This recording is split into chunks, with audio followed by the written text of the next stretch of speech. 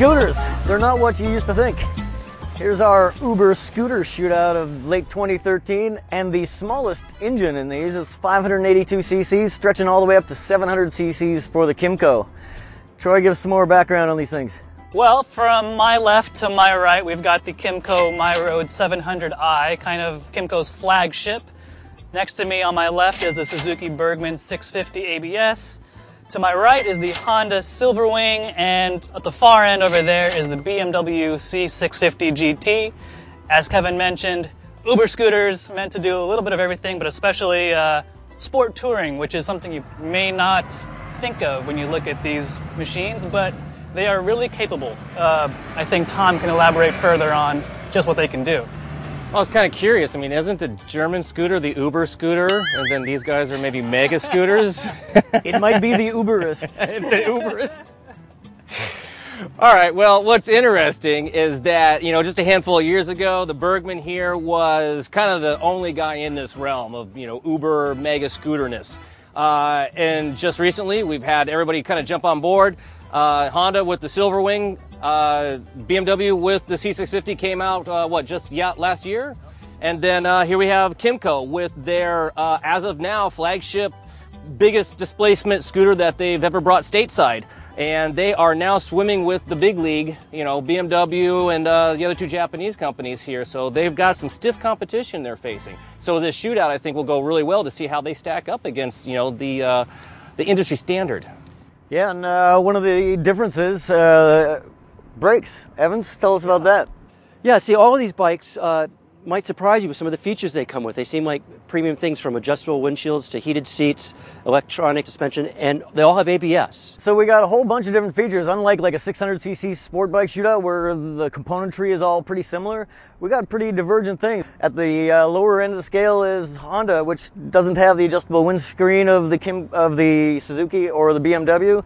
And really, its only big feature is ABS, so it's a lighter, easier to maneuver bike, but on the open road, it's kind of outgunned in the engine department, so it's kind of a wide map these things are intersecting. The level of performance has really increased a lot since the Bergman originally got introduced and then revamped last year. And speaking of the Bergman, and it has the electronic adjustable CVT transmission, which kind of mimics, in a way, a dual clutch where you can actually push a button and change gears either up or down. So it's a really cool feature. And I think we've spent enough time talking. We should go out and ride these things and come back to you later.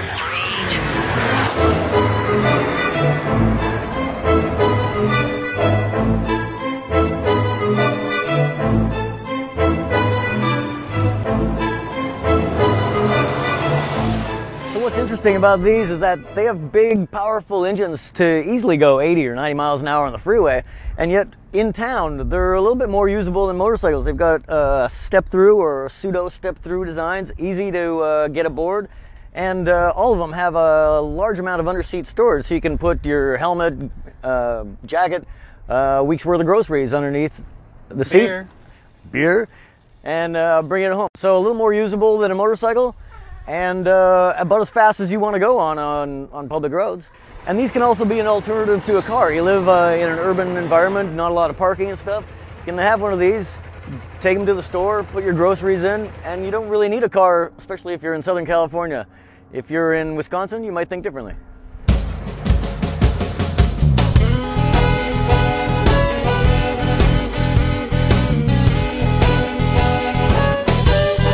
So if you're a motorcyclist, you may not think scooters like this would suit you, but we found a lot of things to like about these Uber scooters.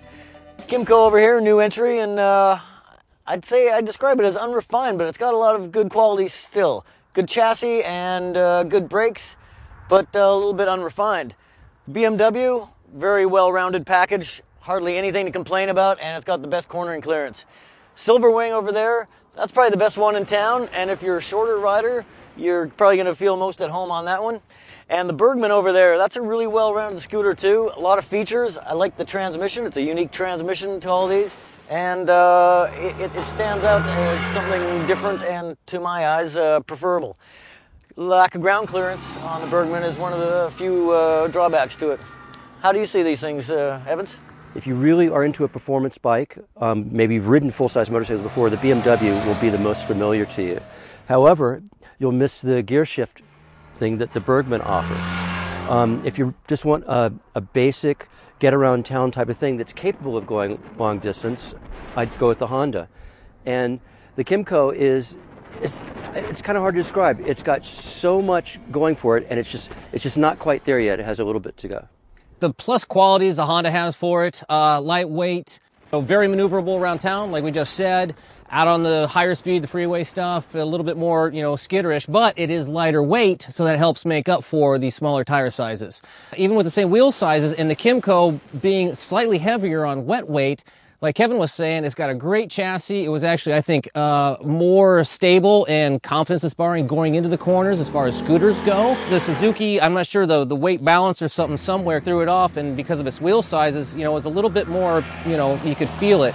Whereas the BMW feels really good, goes through the corner, very familiar feeling. I guess, that's my 2 cents on it so far. Troy? 2 cents? That was more like $2. But anyway, I'll start from the top there with the Kymco. It's really impressive for, Kymco's entry into the premier quote-unquote luxury scooter realm. Refinement, it could use some more, but it's got some good touches. It's on its way to being a very solid scooter. However, on the other hand, the electronic suspension, I personally really didn't feel much of a difference in any of the 3 settings. Then you go to the BMW, which is refinement to the max. It's such a well-sorted scooter that, you really can't go wrong no matter what you want to do with it.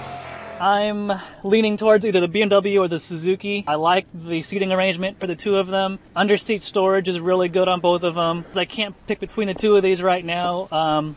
I think we're all kind of torn as well, so... I'm not torn, Troy. I'm sorry. I'm not torn. Because right now, at the price of $11,000, and you get this neat little electronic shifting, I don't ride a scooter to shift gears. I want just a CVT transmission. So for a little lesser money, the BMW comes with heated grips and a heated seat. And our little ride last week up through 28-degree weather, who wanted to be on the BMW? We all did. Everybody. Right. Yes. So I will personally choose the BMW for that reason. Continue. If we're on this track, do you 2 want to weigh in on your choices as well? Evans, I'll start with you. Okay, well, I am definitely leaning towards the BMW, but if the deciding factor is going to be the accessory heated seat and grips, I do believe the Bergman has But then you're those up as an over accessory. 11,000. That's true. Point taken. The Bergman shows that it's been in this class, that it used to be this class for a long time. Although it's heavy, it's still easy to ride around town. I think the clutch system is really easy. You don't have to get acclimatized to it. It just does what you want. It's pretty easy to maneuver. But yeah, for performance guys, we've all been on the racetrack, and for those kind of people like us, I think the BMW's got to be the winner.